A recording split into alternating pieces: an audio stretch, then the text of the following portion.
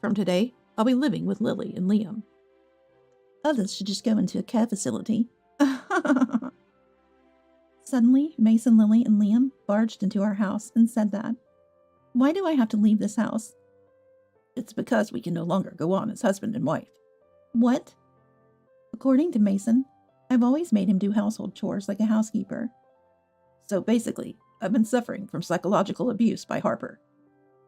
That's terrible. Poor Mason, Lily said mockingly, pretending to wipe tears that weren't there. But I can't take it anymore. I'm divorcing Harper. I'll get my fair share of compensation in the divorce settlement, and we'll divide the assets, starting with this house. I've endured this life for 2 years. I deserve it. That's right. Who's going to pay the living expenses? $3,000?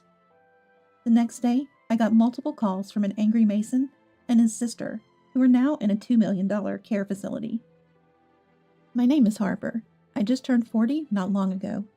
I'm a day trader, an investor dealing in currency and stock trading. Thanks to that, my work is going well, and I can say I've accumulated a modest fortune. I was born with a chronic illness, not immediately life-threatening, but it means I can't overdo things and should ideally avoid childbirth.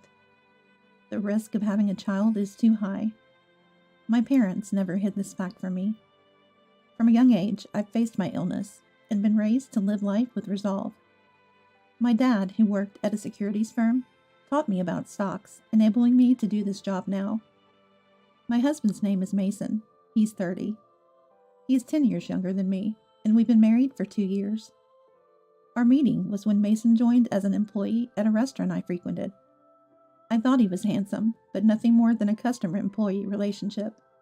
But somehow, he became fond of me, moving from friend to lover, and before I knew it, we were considering marriage. I thought I couldn't go on like this. I thought it wasn't right, given that I can't have children. Mason was still in his 20s. I couldn't let him give up the possibility of having his own children for me. I refused his proposal at first, but then Mason said, I proposed because I want to live with you, Harper. If I wanted children, I would have chosen someone else from the start. Don't you trust me? I was so happy, I cried, and I accepted the marriage.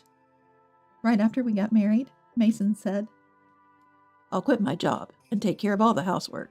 You know I'm good at cooking, right? It will make your work easier. Indeed, Mason was as good at cooking as he claimed. He had an interest in cooking and joined a restaurant to learn more. He wasn't working in the kitchen, but he learned a lot by watching the chefs. Our first real connection was over a similar interest. I mentioned my brother owned a restaurant, and Mason was genuinely interested, hoping to own his own one day. I thought it was admirable. But when I asked what would happen to his dream if he quit his job, he replied, What? Do you think staying at home means I can't own a restaurant? That's disrespectful to housewives. The idea is outdated. Besides, I don't want to be away from you. I want to spend as much time with you as possible. Weakened by his affection, I agreed to his proposal. Initially, it worked well with me working and Mason handling household chores. But gradually, Mason stopped doing housework. The once tidy living room became cluttered with books and games, and Mason started spending nights playing games in front of the TV. At first, it was occasional, but it got worse, and eventually, he completely reversed his day-night schedule. Mason, haven't you been a bit too much lately? Sorry. I'm just really into this game right now, and I'm trying to beat it. Can't you let it slide until I finish? Please, I'm begging you. Saying this in a coaxing tone, I reluctantly agreed to wait until he finished that game. But before I knew it, he was engrossed in a new game. The room is still a mess. When we first got married, Mason would carefully clean and make the space comfortable. What on earth happened? I put up with this for several months, but one day I decided to speak up. Mason, we need to talk. Huh? What about? I'm married an adult man, but now he's acting like a child. You should play games after you've done your homework. I felt like a mom scolding him. We're supposed to be a couple, equals. You're the one who said you'd quit your job to take care of the house. Then please keep that promise. I'm not saying don't play, just do your tasks first, please. After I poured out my thoughts, Mason thought for a bit and then said, All right, I understand. Sorry, I was wrong. I got a bit too comfortable. I'll do the housework first before gaming. I'll make sure of it. True to his word, Mason went back to his old ways, but something was different. He always seemed unhappy. In the beginning, he'd happily cook and proudly show off the clean house, but now he just finishes his tasks and retreats to his room. He used to play games on the living room TV or read books on the sofa, but now he's playing online games on a computer in his personal room. Setting up dinner on the table, I've started to hear this more often. Sorry, I've made a gaming appointment today. I don't have time, so eat alone. Oh, just leave the dishes. I'll wash them. Watching Mason walk into his room, I eat alone, feeling lonely. Even delicious food loses its taste this way. But since he's keeping his promise and doing the housework, I can't complain. And it's not just about meals anymore. Tonight, I have an online gaming appointment with friends. I don't know when it'll end, so go to sleep first. Saying that, he doesn't return to the bedroom. It's been like this almost every night. During the day, he goes out alone. When I ask where he's going, he just says shopping and doesn't return until night. But even then, he always prepares my meal. It feels like sarcasm. Since I only asked him to take care of the house, with cleaning, laundry, and cooking all done, it's hard to complain. But this isn't life as a family. It's like living with a live-in housekeeper. Now we hardly even talk. I just eat the cold, prepared meals alone, change into clean clothes, and blankly sit in the tidy room. I think I'd be less lonely alone. Looking at Mason's door, I feel sad and tear up. But still, I hope things will settle down. We'll return to our normal lives, I think, and silently endure. Then, after a year of this, Mason suddenly makes this declaration. I'm going to live with Lily and Liam from today. The rest can go to a care facility. Suddenly, Mason, sister-in-law Lily, and sister-in-law's husband Liam came into our house and said that. It made no sense. I thought Mason moving here for our marriage meant Lily and Liam were moving to the apartment he left. Wait, you mean you're leaving this house to go back to your old apartment? Confused, I asked that, and the three of them looked at each other and laughed.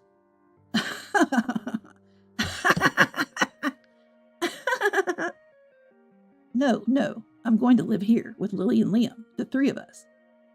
It's Hapa who has to leave the house. It's becoming less and less clear to me. Why do I have to leave this house? It's because we can no longer continue as a couple. What? According to Mason, I've been making him do all the housework like a housekeeper.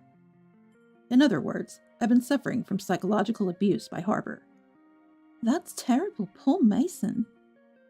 Lily said this exaggeratedly, pretending to wipe away non-existent tears. But I can't take it anymore. I'm divorcing Harper. I'll get proper compensation in the divorce, and a share of the assets, starting with this house. I've endured such a life for 2 years, so I have the right to claim it. Yeah, that's right. Mason asserts, and Lily echoes in support. Beside them, Liam is just watching Mason and Lily with a sleazy grin. I see. That's how it is. I somehow feel like I understand what's happening. Maybe Mason planned this since the beginning of our marriage. To charm me into marrying him, then divorce at a convenient time. And like he just said, to gain various things. I never intended to get married in my life. Knowing I couldn't have children, and not being particularly good looking, nor do I think my personality is especially great. I don't think any man would want to marry such a woman. So I decided to live alone and devoted my life to work and hobbies. I have some friends and ordinary relationships with my parents and brother Caleb. After Dad retired, my parents moved to the countryside, and now live with Caleb and his wife. Caleb worked in a restaurant for several years before marrying and starting his own small restaurant. When choosing the place, Caleb decided to live with our parents. They built 2 houses on a large plot of land, so even though it's a shared property, they're separate houses. Since we were born and raised in this town, near the city center where I live now, it may be strange to call it going back home, but when I visit, I enjoy my time with my parents, Caleb, his wife, and my nephews. So I never felt lonely, but I was shocked to find myself married to a man 10 years my junior. Looking back, I guess I was smoothly deceived. As I listened to Mason and the others, I couldn't help but laugh at my own foolishness. After all, Mason approached me too suddenly and got too deeply involved in my life, like a made-up story. At first, I was cautious, but I was tricked by Mason, who acted like a needy puppy. Now, how should I turn the tables? How should I fight back? As a day trader, it's my job to read the situation, anticipate the future, and steer things in a positive direction. I've always won my battles this way, so I can handle this too. I'll make it work. Seeing me looking down and deep in thought, Mason and the others continued to hurl ugly insults. Hey, why the silence? Come on, stop packing. Get ready to leave. Maybe for now, I'll leave this house. Understood. I will leave. For now, I gather only the essentials. Clothes and a laptop for work. Here, sign this. Mason handed me the divorce papers. I'll sign and submit the divorce papers. I'll contact you if there's anything else needed. With Mason and the others sneering at me, I left the apartment that I own. I have a place to go. I head there first and think.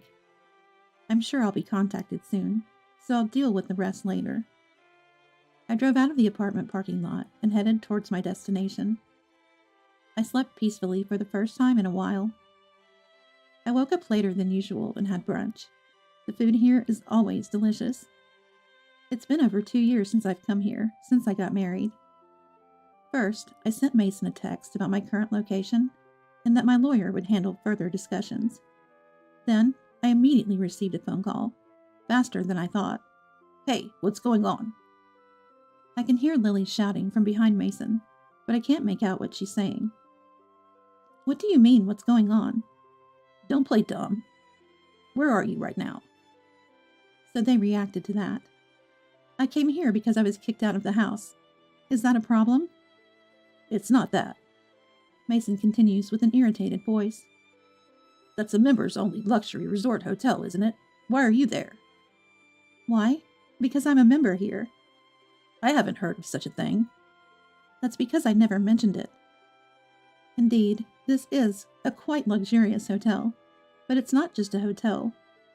It's a luxury resort hotel with care services. In other words, it's also a high-class nursing facility. There's even a hospital attached. You can stay here like a regular hotel, but if you buy it, you can live like in a regular house. To get a place here, you need at least $2 million, and it was quite a topic in the media for a while. So when Mason saw the name of the hotel, he must have researched and called. Why are you a member of such a place? Why? Because I paid for the rights here. Mason is making an indignant and incomprehensible noise on the other end. Someone said it, right? Go into a nursing home or something. So I decided to live here. You can keep living in that house if you want, but the monthly rent is $3,000, so make sure you can pay it.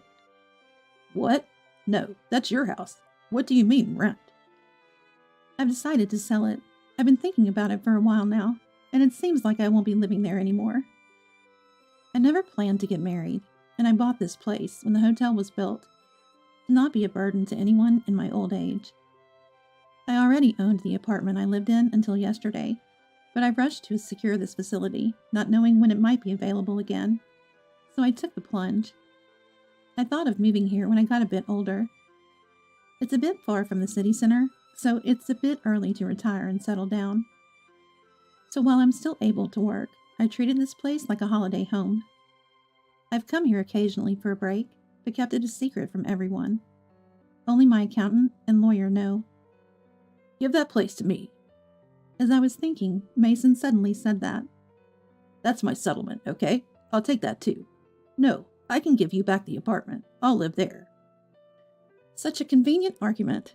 Who would agree to such a thing? I'm astonished. I have no intention of giving it to you. Also, please do not contact me directly from now on. Communicate through the lawyer. You have the contact information, right? Bye. I hung up the phone and turned off my mobile phone. Now maybe I'll go to the spa and get rid of this fatigue. Not just from yesterday, but from these past 2 years. To my surprise, Mason, Lily, and Liam showed up at the hotel the next day. Mason seemed to insist at the front desk that he had the right to enter his family. I had asked not to let anyone in without my permission, and they wouldn't let people in without consent anyway. It's a really well-managed facility. I thought about completely ignoring them, but didn't want to cause trouble for the facility. Reluctantly, I agreed to meet in the hotel lobby. There are other people around, and the concierge is right there. If anything happens, I can get help. When I asked what they wanted, Mason said with a friendly smile, "Harper, you're really mean. If you had such a place, you should have told me. Why did you hide it?" "Yeah, why did you hide it?" Lily joined in with the same expression as Mason. Looking at them, they really do resemble each other, brother and sister, both in their facial features and their pettiness. "It doesn't matter anymore, so there's no need to talk about it. Please leave, you're bothering me." "We're a couple, aren't we?" "Ex-couple.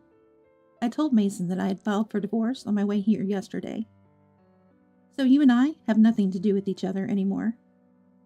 "Why would you file it on your own?" "Why on my own? They were the ones who issued the divorce papers and handed them to me for signing." "It's okay. We can just get remarried." "Yeah, let's do that." Lily showed off her knowledge, and Mason happily joined in. I refused. Saying just that, I stood up, ignoring the three who tried to follow, and decided to return to my room. Mason and the others were stopped by the concierge. "I won't give up. I'll come here every day and show you how much I love you, Harper." "Mason, you're so cool." I walked back to my room, with their ridiculous drama playing out behind me, feeling uncomfortable. Then, I immediately contacted my lawyer to get things moving. I decided it was best to act quickly. I never thought Mason and his group would act this fast. Their actions are unnecessarily swift. From the next day, Mason and his group appeared at the facility every day, waiting for me in the lobby. Even after issuing a restraining order through my lawyer, Mason's group took surprising actions. "I was deceived into marrying Harper. I demand settlement money." According to Mason's claim, he didn't know I couldn't have children, and wouldn't have married me if he had known, so he demanded settlement money. If I didn't pay, he threatened to report it to the police as marriage fraud. I handed a recording to my lawyer. "I proposed to you, Harper, because I wanted to live with you. If I wanted children from marriage, I would have chosen someone else from the start. Or do you not trust me that much?" This recording clearly captured Mason's words during his proposal. Mason was "Why is there such a recording?" apparently angry, but it was just due to my bad habit. You never know what might happen in this world, so whenever something seemed likely to happen, I just run a digital voice recorder, just a habit.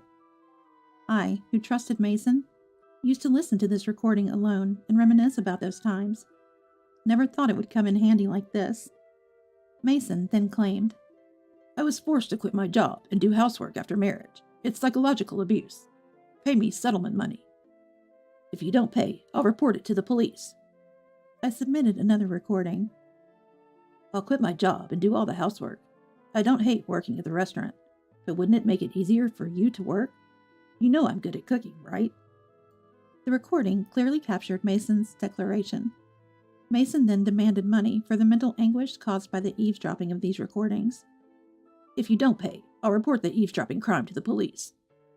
Unfortunately, there's no such crime as eavesdropping. There are penalties for using eavesdropped content to cause harm, or for breaking and entering to plant bugs. But eavesdropping itself is not a crime. After failing in everything, "Then pay me the divorce settlement for the divorce itself," Mason said. But Mason himself initiated the divorce without any valid reason, suddenly handing me a signed divorce petition and telling me to leave the house. Of course, I recorded that conversation as well. The lawyer explained that, considering everything, it's more likely that Mason would be the one owing money. Finally crying, "At least give me a share of the property," Mason begged. I agreed to the proposal. "Leave the apartment for a while so we can properly assess the property and calculate the results. We'll meet at the lawyer's office once it's done." After saying that, the three of them quickly left the house, and in their absence, I sold the apartment's furniture and, as declared, put the apartment up for sale. The apartment sold for more than expected due to rising local property values. When Mason and his group saw the total assets and sale price amounting to over $9 million, they were overjoyed. So I get half of this? Of course not. This was just the total amount of assets I had accumulated on my own. The lawyer handed Mason the calculation of his share, and he became angry. Why? Why don't I get anything? The lawyer carefully explained to Mason. Most of my assets were accumulated before our marriage, so Mason had no right to them. He had rights to half of the income after marriage, but after deducting living expenses and necessary costs, and the divorce settlement I demanded, he actually owed money. Why do I have to pay the divorce settlement? This too was explained by the lawyer with documentation. Mason had been cheating. The other woman was someone he met in an online game. Mason had apparently told her that I was 10 years older and sick, and that if something happened to me, he would inherit everything, and even now he could use as much money as he wanted. The woman didn't take it seriously, but was shaking as she said she'd played along because Mason gave her an allowance. Under the condition of not making any claims against her, she agreed to testify. Mason, you said things like this, didn't you? The recording of the woman's testimony was played. It went like this. Mason had told the woman about my health condition, which would be life-threatening if I were to have children. Furthermore, he planned to plead with me to bear his child if necessary, thinking I would do it at the risk of my own life. She testified that he said this with a laugh. Be thankful I'm not reporting this to the police. Thanks to you, I had some fun dreams, and Mason's cooking was good, so I won't ask for anything more. Mason accepted everything. Thus, my short marriage came to an unhappy end. I don't know what happened to Mason, Lily, and Liam afterward, nor do I want to. As long as they never appear before me again, that's fine. Pressing them further would only make me feel miserable. Honestly, it was quite a mental blow, but fortunately, I had plenty of money and time to heal. I embarked on a world tour on a luxury cruise ship. On the ship, I met various people from around the world, saw different places, and had a great time. Some were wonderful, and I almost got the wrong idea. But remembering Mason, I restrained myself. I didn't want to get hurt over the same thing again. That's what I decided. After returning home, I started a new life. I lived leisurely at the resort hotel for a while, but soon got bored. I'm only 40 years old. When I think about it, I'm still young. Living with younger Mason made me always conscious of my age. On the year-long cruise, I met a lady who was over 80 and still looking for new love. At half her age, why should I give up on everything? Though it ended badly, falling in love was fun.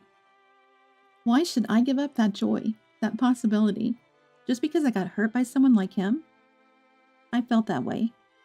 As I was thinking, my mobile phone blinked, indicating a text message. It was from a man I met on the ship. He was coming to America and asked if we could have dinner. He had been on the ship with his high school daughter. We got along well and often spent time together at the ports. Maybe having a daughter feels like this. I remember enjoying our time together with that thought. I replied, I would love to meet, feeling a little excitement. From the halfway point of my life, I take another new step forward.